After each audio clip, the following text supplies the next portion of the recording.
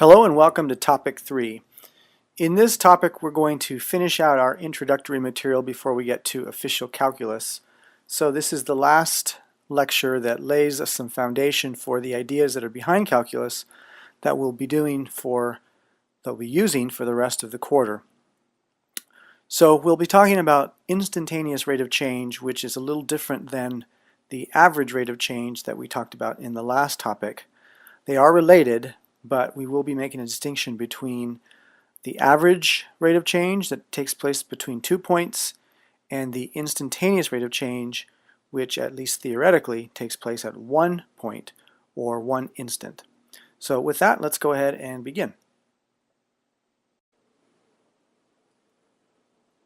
So let's talk about our objectives for this particular topic. We'll start by defining what we mean by the phrase instantaneous rate of change, which I will abbreviate IRC. Next, we'll talk about ways to compute and estimate this value using a couple of different methods, both of which are approximation methods, which means we're only going to get an estimate for the instantaneous rate of change in this topic. We'll have to wait for more precise measurements in topic 4. And then finally, we will link the idea of marginal change to the concept of instantaneous rate of change, and we'll be using this idea of marginal change for the rest of the quarter. So those are our objectives. Let's go ahead and start doing some math. Okay, so let's start by defining what we mean by this phrase instantaneous rate of change. We can do that by going back and looking at what we did with the average rate of change in the previous topic. So recall that the average rate of change looked at the change in a quantity between two distinct points. And the way we did that was by looking at the slope of the line that went through those 2 points. So on average, we could measure how fast that quantity was changing between those 2 points. In this topic, we're looking at the instantaneous rate of change. So we are literally, as the word instantaneous suggests, looking at 1 point or 1 instant on the graph. And so we want to look at one distinct point and be able to ask the question, what is the change at that particular point? So let's take a look at what a picture of this might look like to get a better sense of what we're talking about and how it's different from the average rate of change. Okay, so here is that familiar profit graph that we've been looking at over the last 2 topics. Notice that we have quantities sold and produced on the horizontal axis and profit measured in dollars on the vertical axis. So the question that we have in front of us here at the top of the slide is, what is the profit growth at 20 units? So in this particular topic, we're going to be picking one particular point. For example, Q is equal to 20, so we have this point on the graph, and we're asking the question, at that one point, how fast are the profits increasing? Now you can look at the graph and you can see obviously that the profits are going up at that point. But the question is, how fast?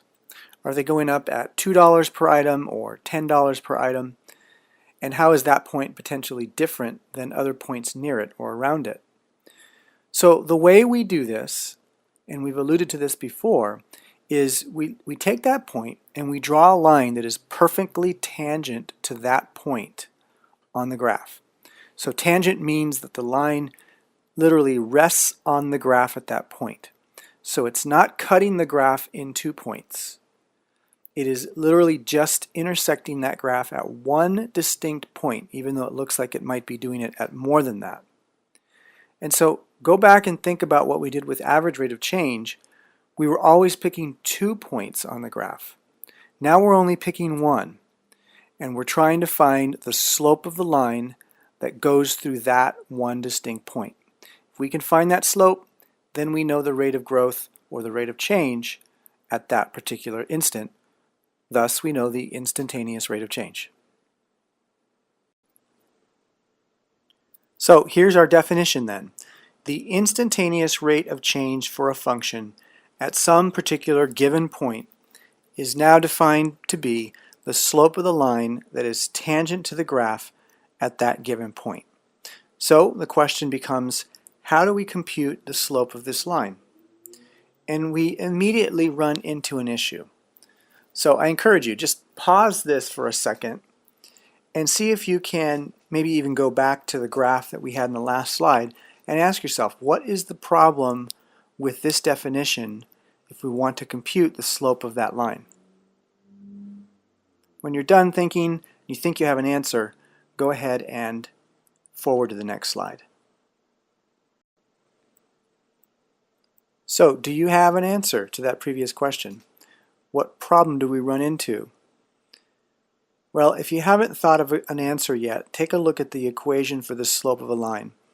Remember that the equation for the slope of a line requires 2 points on the graph, an x1 coupled with a y1 and an x2 coupled with a y2. So to compute the slope of a line using this formula, you need 2 distinct points. But for instantaneous rate of change, we only have 1 point. We have 1 point that the curve and the line share in common. And that's the only point that we know exactly. So you could estimate, you could, let's say, draw the line, you could sketch it, you could pick another point that you think is on the line, but you don't know for sure. That's the problem. And so, unlike average rate of change where we had 2 distinct points on the graph and therefore 2 distinct points on the line, we don't have that situation here with instantaneous rate of change. So we have to come up with other ways. So in topic 3, this topic, we will estimate the rate of change, we'll estimate the slope of that line. And then in topic 4, we use the power of calculus to eliminate the estimation techniques and go straight to the exact precise answer. So first, let's finish up this topic. Let's do some estimation techniques. So let's go back to the picture that we had a few slides ago where we have our point at q equals 20 and we're trying to find the slope of this line, which I've drawn with a blue color. So the way we do this in Calculator, this estimating process that we use, is as follows. We start by picking a point somewhere to the right of the point that we care about, in this case q equals 20. Pick another point, in this case I've chosen something like, it looks like it's about 54, 53 or 54. You pick those 2 points and presumably you can find the slope of the line between those 2 points because you now have 2 points on the line. And those 2 points are coming from the equation for the profit curve here. So we've already seen how to do this. This is essentially an average rate of change computation from topic 2. We can find the slope of this line, this red line here. And we can look at that line and we can compare it to the tangent line and we can say, okay, is it close enough? Now, most reasonable people would say these 2 lines are way different in terms of their slope. This is not a very good estimate. So what mathematicians do is they say, all right, no problem. All we're going to do is pick a different point, a different second point. So instead of, let's say, 53, 54 that we chose here, we'll choose a different point. Maybe we choose something like, what does that look like, 46, 47? And we draw the line between that point and the original 20. We do the same computation with slopes. And we look at those 2 slopes, visually at least, and say, are they close enough? If not, we just keep going. So we could do another calculation that looks like this. Now the 2 lines are starting to have slopes that look a little bit closer to each other. And we can keep doing this over and over and over again. Now, this last line that I drew had a slope that was pretty close to the blue line that we want, but it's still not perfectly correct. So the idea here is to take that second point and move it closer and closer and closer to the q equals 20 point that we care about, and the closer we get to 20, the better the approximation will be. Now, this process, of course, is labor intensive because it requires a series of slope calculations and comparisons to at least the theoretical picture to try to determine when you can stop. So it requires many calculations. If the profit curve is complicated, that means you have to plug in different values several times to get the points on the curve and compute the slope. So this is a bit tedious, but at least it gives you the idea of what we're headed towards in terms of the theory. The theory is let that point get closer and closer to the point that you care about, and then you'll get a good approximation. So to recap, that's the basic idea. As the 2 points become closer and closer, the slope of the line that connects them approaches or gets closer to the slope of the tangent line that we actually care about. Now, as soon as you pick 2 points on that curve, the line that goes between them is not a tangent line. It's what we call a secant line. S-E-C-A-N-T, secant. So we're basically approximating the slope of a tangent line with the slope of a secant line. Now, the way we do this process more formally in a calculus class is to use a tool that's called limits. And we're going to pass this topic up in this course because it gets very abstract, very complicated, and it's not really necessary to do the job, so to speak, in this course.